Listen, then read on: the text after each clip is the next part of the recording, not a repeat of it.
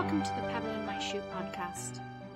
I'm Miffy Hode, your host here, and each episode I'm in conversation with my guests about the pebble in their shoe that has nudged them to choose a life that aligns them closer to their truth and authentic self.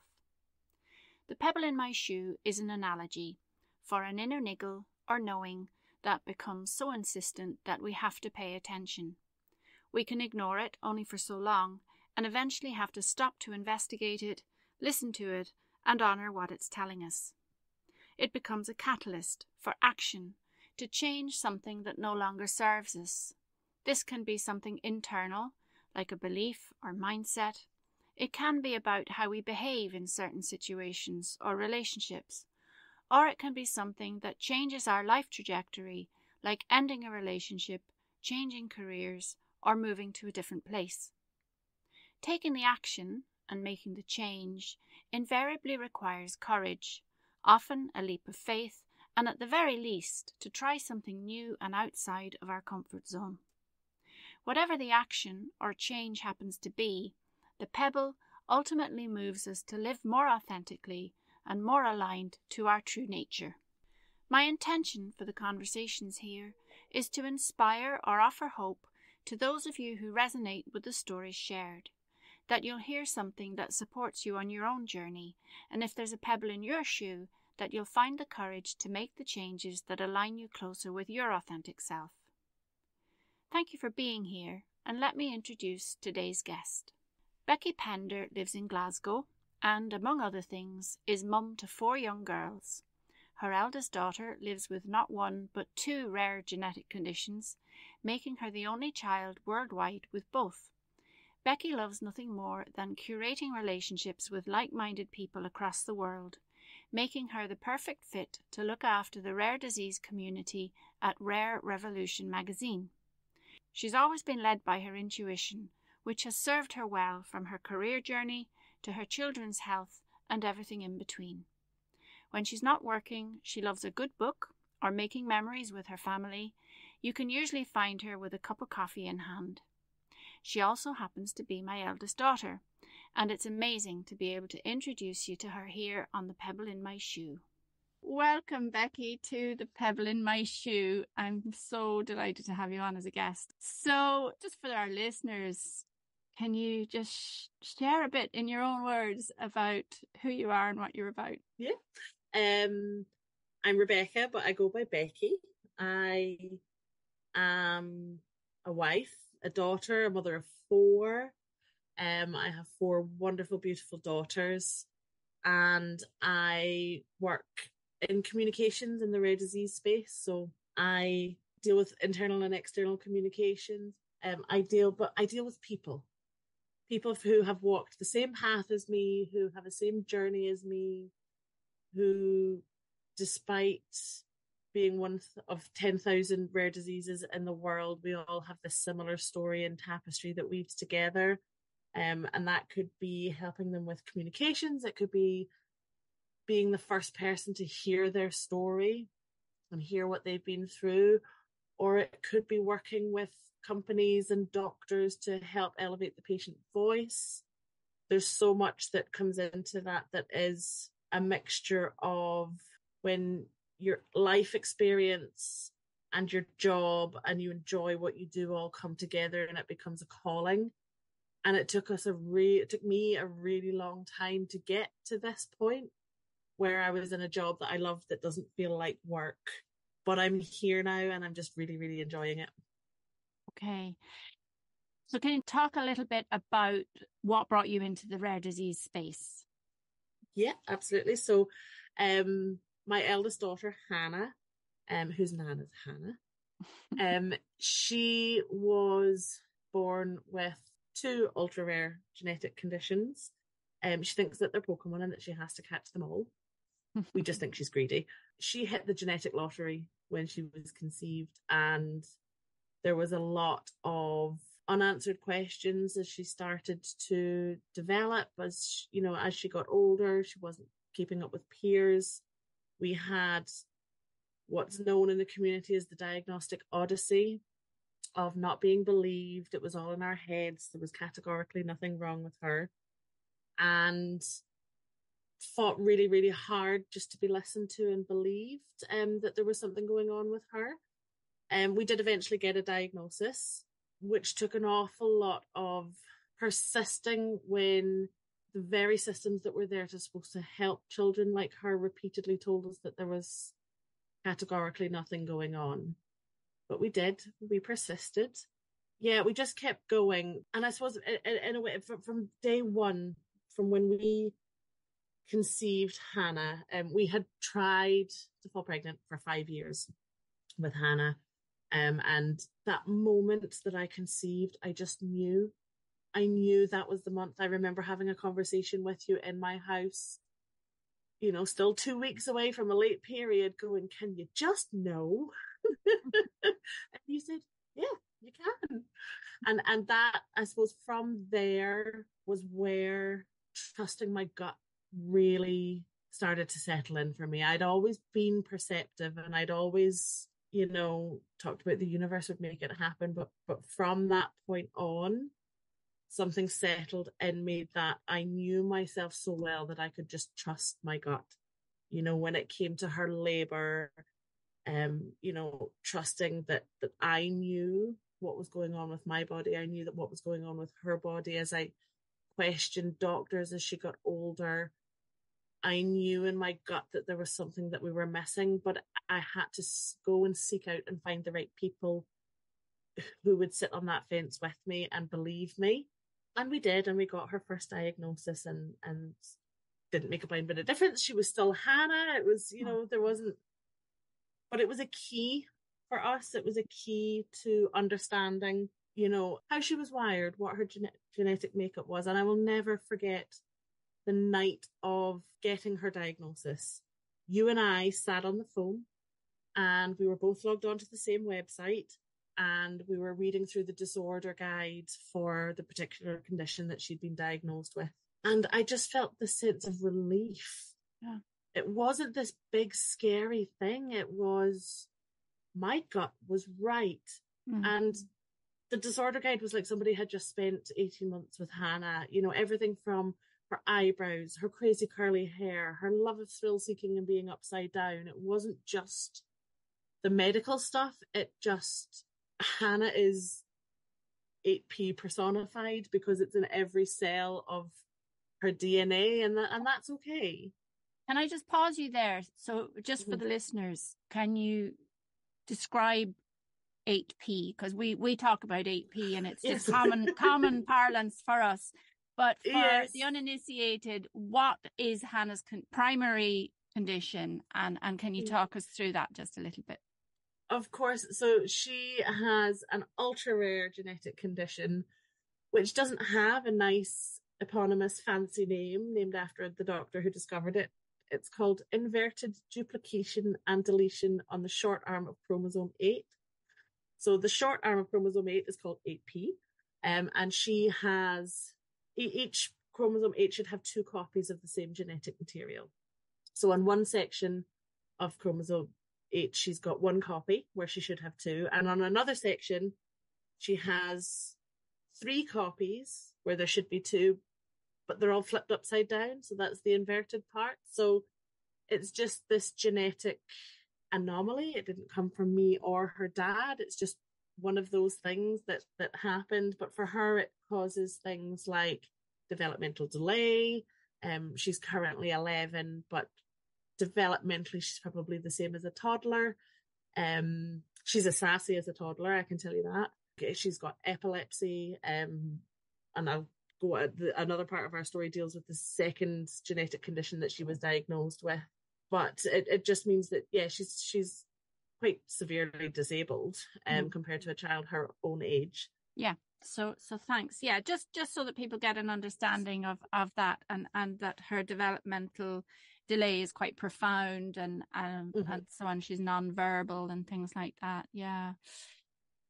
I suppose at this point though, Becky, I know I would talk about Hannah all day because I'm Hannah's Nana and Hannah is Nana's Hannah's, but we're really more here to talk about you, and your way of navigating life, your experiences of intuition, of courage, of making changes to align more closely to your true self, and your experience of that. And I suppose the pebble in your shoe. So, you know, when I say to you, the pebble in your shoe, where does that bring you in your story? Yeah, it really comes down to trusting your intuition. So there have been multiple occasions throughout my life where I've just known deep down that it's the right choice, or it's the right thing to do, or we need to be in a certain place at a certain time. Okay. You know, I've had occasions where clinically Hannah's okay, not right there, but something's not quite right. And I've taken her to hospital, only for us to be just in the door of the hospital and her to have catastrophic seizures that last an hour and 45 minutes and need doctors and resus teams. And there is absolutely zero doubt that had we not been in the hospital at that moment, I wouldn't have an 11-year-old child. You know, she wouldn't have made it if that had happened in the community or at home. And as each of these experiences have happened over the years, it's become easier to trust my gut and trust my intuition when it comes to decisions, when it comes to my professional life. You know, I spent 8 years as a mortgage advisor, and not long after Hannah was diagnosed, I was due to go back off maternity leave after my second daughter, Molly, was born. And my husband and I had to make a decision at that point, John, about, you know, was I going to go back to work, or was he going to go back to work? Because we needed one person to stay at home with Hannah. She was having more seizures. Things were getting a bit more serious. It was obvious that she needed a bit more help. So we had to make this decision as to what were we going to do? You know, what way was it going to be? And my husband was working a 70-hour week as a chef at the time. He was passing ships in the night with the children. I am a very bubbly, outgoing person. I love my children dearly, but I am not stay-at-home mum material. I thrive on that social aspect of working. My husband, not so much. He's a much quieter sort. He's quite happy to not do that social aspect of things. So we made this decision, quite an easy decision actually, that I would go back to work full time and that he would give up his job as a chef and be a stay-at-home dad. And about a week after I went back from maternity leave, and we all got pulled into a room and found out that we were being made redundant after 8 years. But interestingly, had I not gone back to work, I would have missed out on that redundancy. I would have missed out on 8 months of garden leave with my daughters where I got to be at home. I would have missed out on the redundancy package. So it was one of those situations where we'd made the right decision at the right time to do that. And after that, again, things were kind of heating up with what was going on with Hannah. And so I took a job that I didn't particularly enjoy, but that paid the bills. And I was there for 5 years. 3 of those years, the final 3 years of that, I spent job hunting. And I applied for everything and I kept getting knocked back. And I wanted something in the charity sector. I wanted to give back to this community that had given so much to me. So I started being an advocate just on my own. I started, you know, contacting event organizers and asking why they didn't have the parent voice on the panels, or why they didn't have, you know, parents of children with rare diseases speaking at their events. And, you know, I would go and I would do public speaking and I would talk about these things. And one event that I went to down in Cambridge, Rare Fest, I met these wonderful people who ran a rare disease magazine and who were really warm and friendly. We filmed interviews with each other on that day, and we just got on really well and decided to add each other on Facebook, and, you know, just became a bit more part of this community. And one of those people, David, turned out to be a very, very good friend, and we're still very, very close friends. But that one email that I sent to the event organizer to speak at the event, to then go and you know, meet all these wonderful people and to keep in touch 3 years of job hunting was fruitless. There was times where Hannah was in hospital, and I would, the nurses would look after Hannah while I went off to a job interview, because I was just so desperate to make the change. At that point, that was the pebble in my shoe. I was not in the right space. I wasn't, I don't mean mentally, I mean the job wasn't right for me. It wasn't fulfilling. I wasn't being my true self. Can I get you to drill into that a bit? How did that manifest in you, Becky? Because I'm always curious about these things, because, how do we know that this is the wrong thing? Because it's paying the bills, and on paper and on the surface, it looks like a great job and all of those things. So you're actively job hunting, and there's a pebble in your shoe. But how does that manifest in you? Like, where does it show up? Can you talk me through that? Yeah, I mean, a few things. I guess the job that I was in was recontracting people's broadband. It was in a call center. It was heavy sales targets. You had 30 seconds to finish one call and start another. That always had to be under 30 seconds. It was this really fast, sell as much as you can within the shortest space of time and move on to the next person. And it was so impersonal. They were long days. It was a really competitive, cliquey environment. It's like high school all over again. You had the popular kids and the not so popular kids, but this was work. We were adults. We were trying to pay the bills, but raise a family with a child with complex needs. And it was a really unsupportive environment. I had some support from some people that were around me, but, I remember getting an email, being on a call with a customer and getting an email through from my husband to say that Hannah had a seizure at school and was en route to hospital in an ambulance. So I wrapped up that call as quick as I could, spoke to the boss that was on shift on the day and said, I need to go. My daughter's in a hospital, on the way to hospital in an ambulance. And I was asked, before you go, can you let us know when you're going to pay back the time for the rest of this shift? And I kind of had to say, I don't know. Hannah could be in hospital for the night. She could be in the hospital for a week. I don't know if I'm going to be here tomorrow. Right now, my priority is not when I'm going to man your phones. It's whether my daughter's going to survive the trip to the hospital in an ambulance. And so those things kind of started to grate me down. And I took time off sick. My mental health was in the toilet. I was stressed. I live with chronic psoriasis myself, which one of the triggers of which is chronic stress. So my skin would flare up. And I was I was miserable. I was absolutely miserable. It wasn't a Monday morning dread. It was an absolutely every single day that I have to go up and go into this soul destroying job. And that's not to say that that's not the right job for other people who are out there, but it did not fill my cup in any way whatsoever. However, there was one part of the job that I did enjoy, and that was the people. So I would get pulled up because I would end up talking to these people, and they had this ability to somehow, maybe it's because I came across as an empath, I don't know, but they would tell me their stories. They were phoning up to talk about their broadband, but we'd end up talking about their child, or, their kid had a rare disease as well, or, we'd just end up talking. And it was the same in my previous job as a mortgage advisor. One of those things that I've always been able to do really well is build rapport with people, and people feel comfortable with me. They're able to talk to me about their stories. And that was the part that I enjoyed, the people, the connection, not about selling them all the different products that they didn't want, but hearing them out. For some of these elderly people that would maybe call in, that might have been the only human contact that they'd had all day or all week. And they wanted to talk.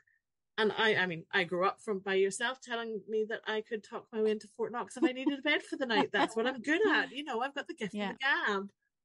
But that wasn't conducive to working in a call center with really tight timelines. However, I think the kicker for me, and what made that pebble into a rock, was when COVID hit. I was 6 months pregnant with my youngest daughter, Leah, and things were coming out. Hannah was going to be on the shielding list. I was going to be on the shielding list because I was 6 months pregnant. I was still going in and out to work every day, using public transport to go into a call centre. Guidance was changing all the time, but the guidance had been changed to say that pregnant women should have been sent home on furlough. And I had a meeting with my bosses, and they suggested that I take a taxi to and from work every day at my own expense so that I could avoid public transport and isolate from Hannah in the house. So for them at that point, me showing up to work and selling broadband on their calls every day was more important than keeping me and my unborn child and my disabled child safe from an emerging global pandemic. So that was the case. At that point, I was done. I was absolutely done. And so I took early maternity leave and stayed off for quite a while. Now I did go back briefly, but my heart was absolutely not in it. I did get to work from home, interestingly enough, when I returned from maternity leave the following November.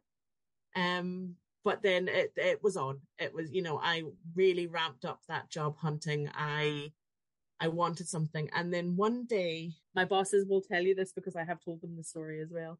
I was signed up to the newsletter for Rare Revolution magazine. Didn't always open it, I'm not going to lie.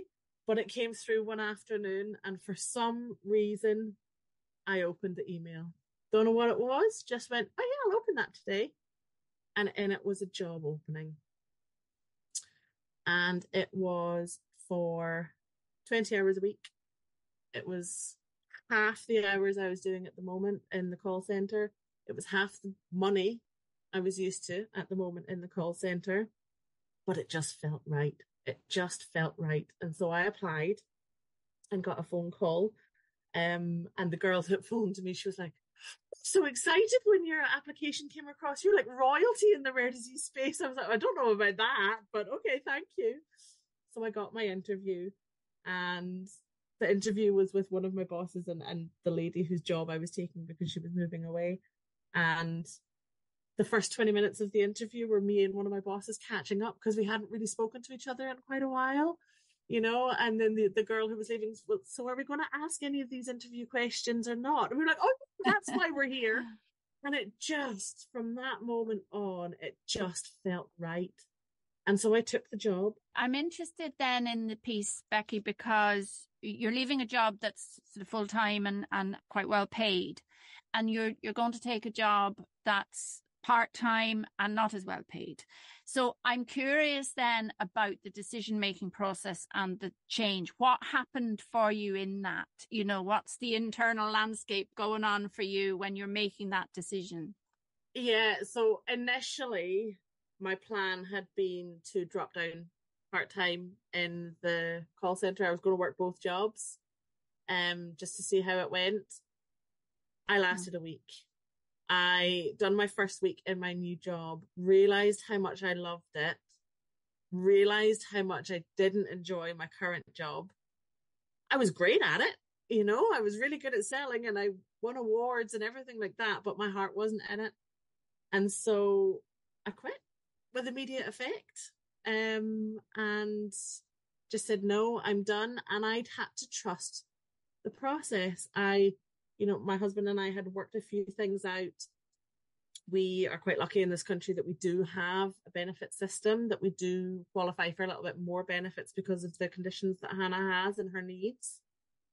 And so we just decided to go with it and that we'd make it work. If that meant cutting back on luxuries, my mental health at that point was more important than extras or luxuries, or, we could live on the breadline if we needed to. And I took that leap, but it didn't feel like a leap. It felt right. Can I drill into that with you, Becky? Because I'm always curious about how that feels for people, because our intuition and that inner knowing manifests in us some way. And I'm curious about how do you know, like what is that? How does it feel? Is it physical? Is it emotional? Is it mental? What is it about it that you just know it's the right thing? So I think as people, as humans, we are our own worst enemy. Despite the work that we can do on ourselves, we second guess everything that we do. We second guess whether we're a good partner, a good parent, a good human. The fact that we second guess those things means that we are a good all of those things. But we second guess ourselves every decision that we make. If we go into a shopping centre, we go into Tesco's and we're looking at the coffees and we hum and we ha between which coffee brand do we want to get, which strength, which bread am I getting, which top's going to look nicer on me when I go to try it on. We second guess everything. It's part of the human nature. For me, following my intuition is always those parts where I don't second guess. Okay. There's no two paths in front of me.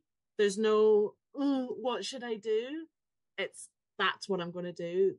It's just this inner knowing that I'm on the right path. There is no two choices to make, because instinctively I'm not giving that other option that might be there. It hasn't registered that that's an option on the table. Yeah, that's really helpful. I don't know how to describe it in terms of a physical feeling. It's just this, you just know.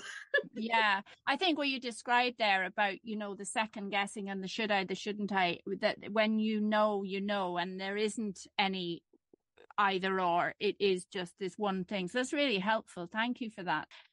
I also know that there are pretty significant experiences that you've had where that knowing and that intuition, that knowing in your gut has saved lives, and has been significant. Can you just share some of those experiences, please? That, those stories of where you have really followed your intuition and your knowing, and it's turned out to be right. And interestingly, this week marks the anniversary of one of those dates. The 14th of November. It was in 2014. So wow, it's the 10-year anniversary. Hannah was unwell, couldn't quite put her fingers on it. We took her to see 6 GPs over the course of 10 days. She visited out of hours. We kept being told it was viral, to treat her with Calpol. Kept saying, I know it's viral, but it's not going away. She's really unwell. She kept taking dips and troughs. She wasn't eating well. She wasn't drinking. She was just progressively getting worse. And so this one morning, she still wasn't great. I kept her off nursery. And we were in the sitting room and she took a funny turn. It wasn't a seizure. It was just a funny turn. And she listed to the side and she looked really, really unwell. And I went, yeah, I'm not happy with you. So I luckily lived right across the street from a GP surgery at the time. So scooped her up, marched her over. And the lovely doctor that we seen said, look, clinically, she's okay. She's got this viral infection, but clinically she seems fine. However, if it makes you feel any better, I'll send you up to the hospital with a letter to get her properly looked over. She said, you can wait here for an ambulance to take you up. It might take a few hours, or you can go yourself. So we went ourselves and we got a taxi up, and she was wobbly and she hadn't been drinking for a few days. And we sat in the triage bay and spoke to the doctor. And I said, look, she won't drink. I handed her juice cup, which was nice and full with 9 ounces of juice in it, as it was. And she took it off me and she drank all 9 ounces of her juice in front of the doctors, as you do, as children do, show you up. And so I said, again, I was like, look, I don't know what's wrong, but she's not right. She's warm. They took her temperature. It was 38, mild fever. At that point, I was 20 weeks pregnant with Molly. Took her back round to the assessment bay, and we were talking with 2, I'll never forget, I still remember the nurse's name. She was amazing because her surname was Hannah. Okay. And I'm there talking to them, and I'm giving them the information, the background, and I looked down and I noticed that Hannah's hands and fingers are blue. Mm-hmm. And I said to them, like, why are they blue? And she started to seize in my arms. Okay. And so I had to run with her in my arms, 20 weeks pregnant, around to the resus bay with them because the seizure wasn't stopping. And so she seized for over 45 minutes. But remember that lovely 9 ounces of juice that she drank in the triage? They, she vomited during the seizure and unfortunately aspirated that stomach contents into her lungs while she was seizing. So it was very, very serious. I actually went into shock in the resus room. And I remember it like it was yesterday. You know, in a movie, when somebody's, you know, pensively looking out a window on a moving train and all the sounds are kind of muffled. And then all of a sudden the sound whooshes back in because someone's trying to get their attention. That's what it was like. Everything was muffled. I was staring off into the distance until a doctor was shouting at me, "Mum, Mum," you know, trying to get a bit more information out of me. They had to cut her clothes off and things like that. It was really distressing. And then they took me out of the room because things had taken such a serious turn that I was taken out of the room, and I had to phone John, I phoned you. We got left in a room for about 3 hours while they stabilized her. But had we not been there, had I not followed that gut and said, "Yeah, you're not right," had I said, "Yeah, we'll wait for the ambulance," rather than make that way up ourselves, you know, that wouldn't have happened, you know, or, well, it would have happened, but it would have been a very different outcome. As it was, she spent 5 days on life support. The first 3 days she didn't breathe on her own.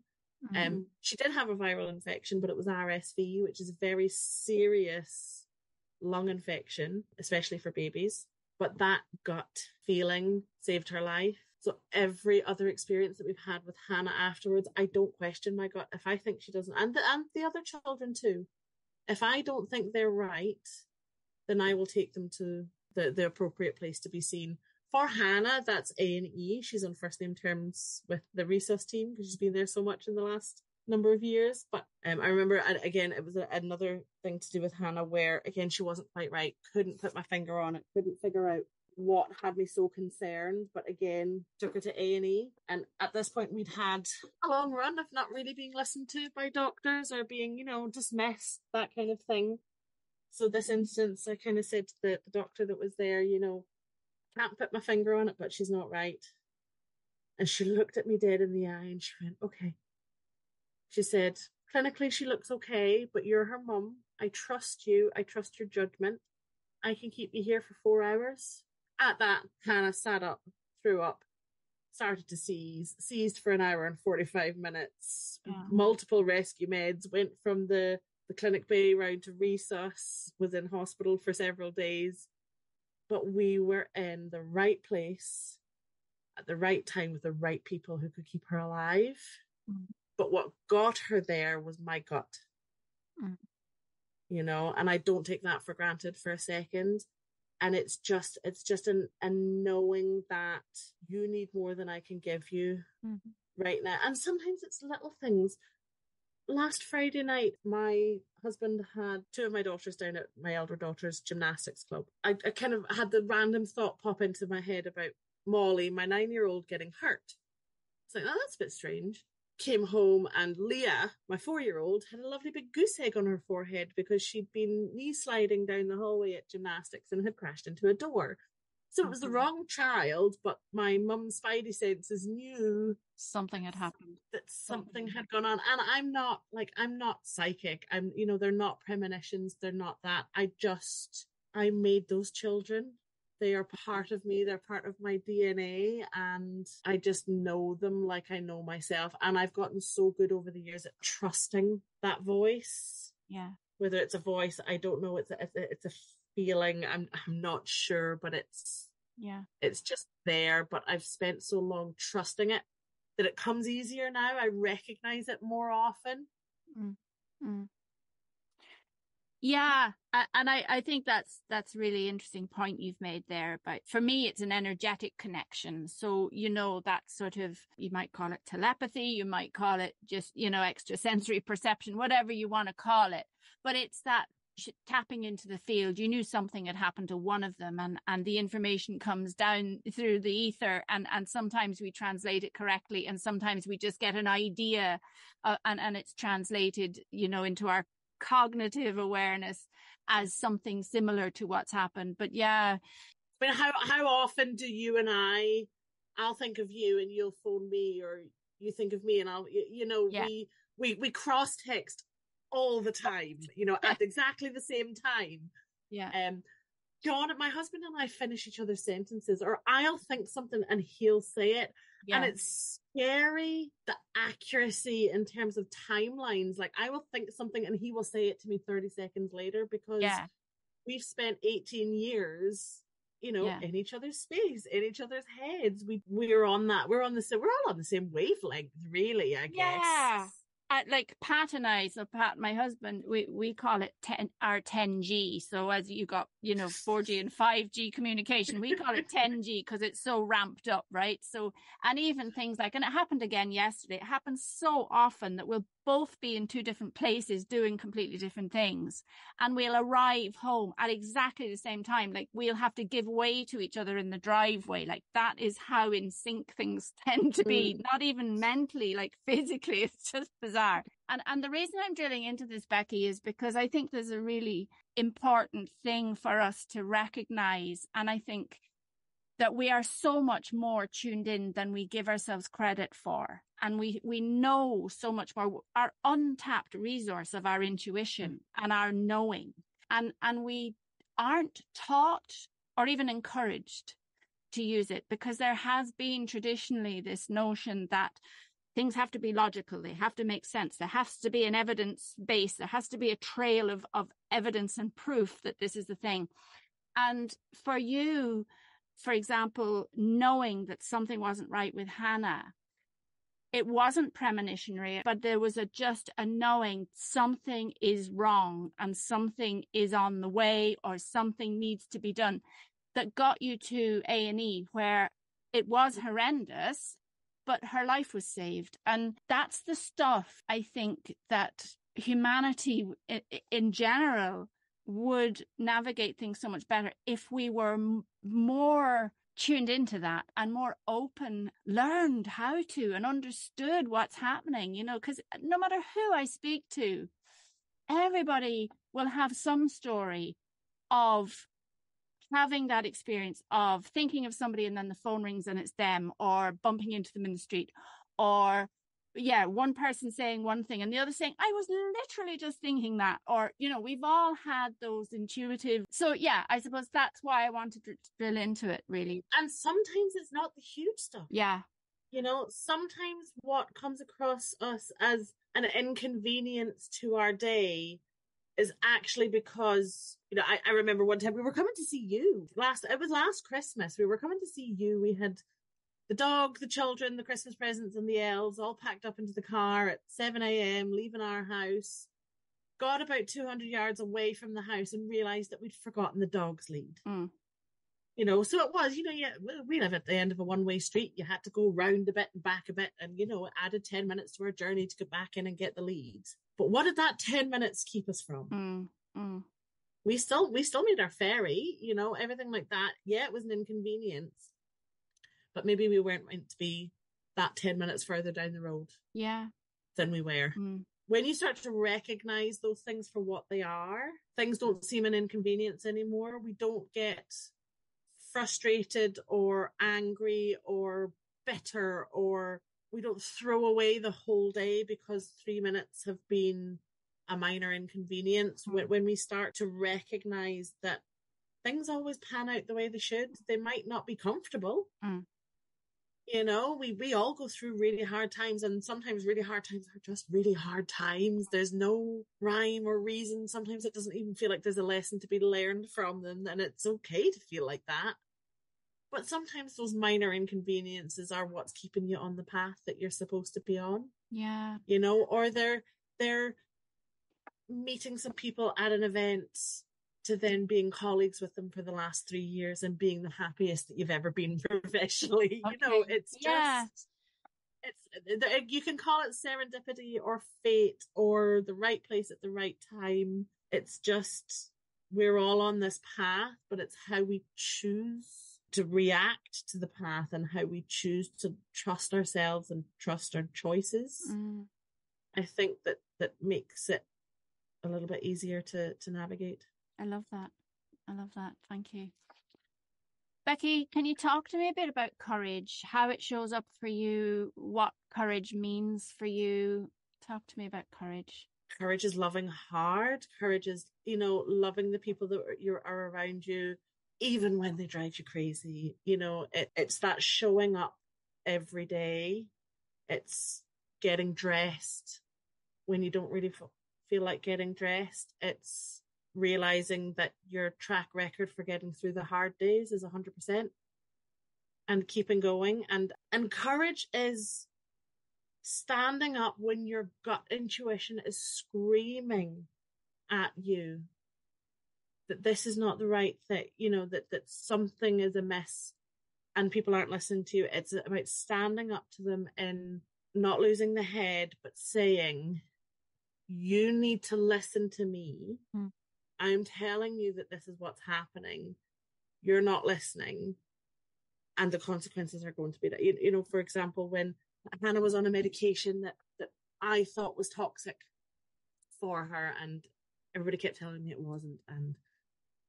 But that gut just didn't let up. But all I had was the gut.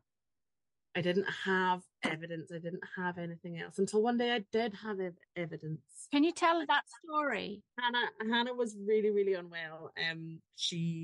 Seizures were getting progressively worse. We chopped and changed medications for several months. We tried the keto diet. We tried absolutely everything that we could, but seizures were getting worse and worse. She was going from 1 seizure every 6 months to 10 seizures in a day, the tonic-clonic kind, like a convulsive seizure. She was having absent seizures. She was just dropping to the floor.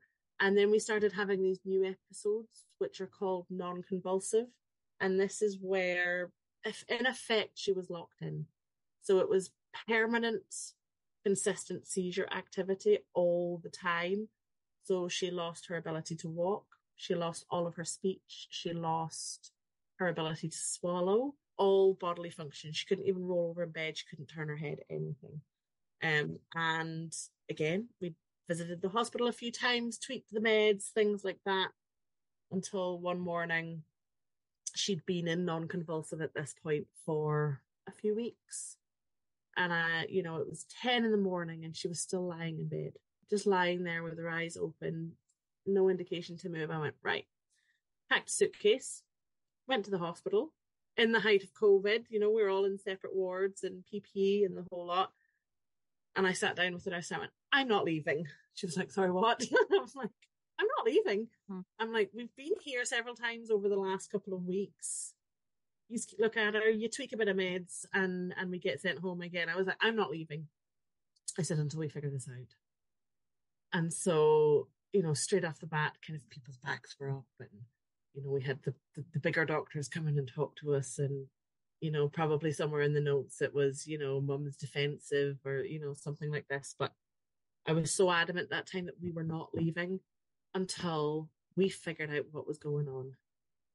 And so we spent several eventful weeks in hospital, and tests were run and everything. And I kept questioning them about this one medication that she was on, whether the levels were toxic. She was at maximum dose. No, absolutely not. This wouldn't be causing it. All these extra seizures, definitely not. Absolutely no way. Every day I questioned them on this medication, and I will never, ever forget. My husband was taking the night shift. I was at home with you. We'd just folded the clothes. I was walking from the kitchen into Molly's room to put the clothes away, and I dropped the pile of laundry, and you were like, what is it? And I realized that I had kept her seizure diary, a meticulous seizure diary, but every time we changed her medications, for some reason I put them on our family calendar. And despite my husband joking for years that I'm a hoarder, I just happened to have the last 3 annual family calendars in my cupboard. And so you and I sat at the kitchen table and tracked, and every single increase of this medication corresponded with a spike in seizures. Every single one. So all of a sudden I had, quote, evidence to back up that gut feeling that I'd been questioning them about for months. And so went into the hospital the next day, presented said evidence. At this point, I was convinced that we were planning Hannah's funeral. There were, that's where we were at. It was the beginning of the end. And they kind of were like, we're not too sure. And I went, look, We've tried 10 medications in the last several weeks. None of them are working. She's on daily rescue medications. It's, removing this medication at this stage is not going to hurt because she is already in so far gone that if we don't see an improvement, it's not that. So again, the line was, if it makes you feel any better, like they were appeasing me some way, we'll half the dose. So they halved her bedtime dose of this medication, and Hannah went from lying in a bed for 9 weeks unresponsive to the following morning sitting up in bed saying, hiya, to 3 hours later throwing a ball back and forth with me and her dad. Yeah.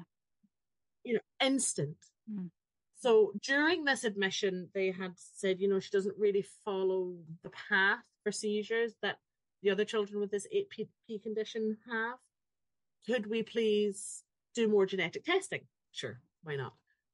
So a few weeks later, we got her genetic testing back to find out that she had another rare genetic condition, which was a single gene disorder on the gene SCN1B, which is located on chromosome 19, which just so happens to be contraindicated with said medication that she was on, that they'd half the dose and she'd stop seizing. So she never should have had that medication in the first place because this genetic condition meant that it causes seizures in children that take this, even though it's an anti-seizure medication. So I'd had my gut feeling.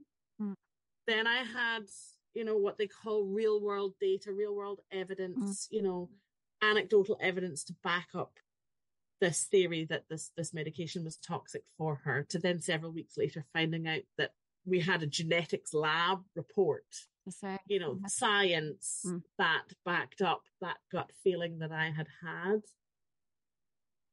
If they hadn't listened to me, I don't know what would have happened.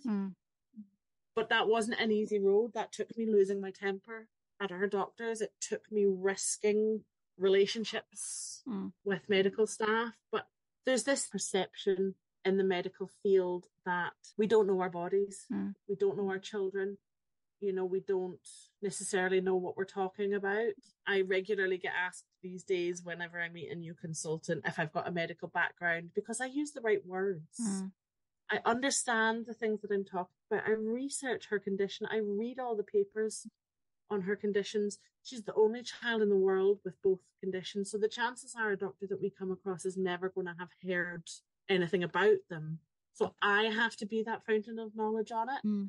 But getting them to trust us on it can be really, really difficult. And so that's one of the things that I do in my job is try and, I do a lot of patient engagement work with different charities, with different pharma companies, with different healthcare professionals to try and bridge that gap into them listening to each other, and that the power of the patient voice, the power of the caregiver voice, and that wealth of experience that makes their jobs ultimately easier. And I do all that because I don't want families to come behind us and have the same experiences that we've had, where we've had to scream to be heard. Yeah. So there's lots of pebbles in my shoe. Lots and lots. Yeah. Becky, thank you so much for sharing that also so eloquently and generously, because I think there's a lot of power in that. And I hope that for listeners who maybe find themselves in similar positions, not necessarily with rare conditions, but just general medical, what we call medical gaslighting and all of that stuff, just, going to the doctor and saying, doctor, listen to me, and not being heard, So I was in labour with Hannah. I told my midwife that I needed to push, and she told me that I didn't. Yeah. At which point Hannah made her grand entrance into the world with great fanfare. Yes. Because I did need to push. Yeah. By the time I had my fourth daughter, the experience couldn't have been any more different. I told the midwife that I needed to be pushed, and she went, okay, you got this. Yeah. There was no second guessing, but because it was my first child, I was deemed to not know my body or what it felt like or, any of this. So, and this is not me. I am not hating on any healthcare staff at all, because they do an amazing job, but there needs to be that little bit more of give and take and trusting what your patient is telling you. Yeah. I think it's really, really important. Yeah. Yeah, absolutely. Becky, it feels like it's kind of a natural conclusion here. I've always been in awe of the way that you navigate all of that with your courage to follow your gut, is just so very profound. And yeah. And I didn't lick that off the stones because I had a very good foundation. Okay, sorry, listeners, why we just have this little love-in mutual admiration society here. But look, you're mighty, and I love you loads. So thank you for coming on the Pebble in My Shoe, Becky. You're welcome. Thank you for listening to the Pebble in My Shoe. It's lovely to be able to share this conversation with Becky with you. As well as being my daughter, she's also a person I admire greatly for really leaning into the resource that is her intuition. I also admire her courage to put her head above the parapet when she knows that she knows. I suspect that too often we shy away, especially when it comes to people in perceived authority who can easily overrule us with their expertise. That traditionally trumps intuition. I hope you've enjoyed this episode. After we finished recording, Becky said that she's happy for anyone who may be navigating a rare disease diagnosis to get in touch, so I'm putting her contact details in the show notes below. If you've enjoyed listening, I ask that you like, share and subscribe, please. It helps let other people know that it's available. As well as hosting this podcast, I'm a personal growth coach at the Daisy Coaching Hub, where I provide one-to-one coaching for personal and spiritual growth, mental health and well-being, group mindfulness classes and events, and a range of original self-directed resources to support, nurture and energize you. You can follow me on Instagram, Facebook and LinkedIn at the Daisy Coaching Hub, or visit www.daisycoaching.ie. Thank you for listening. Bye for now.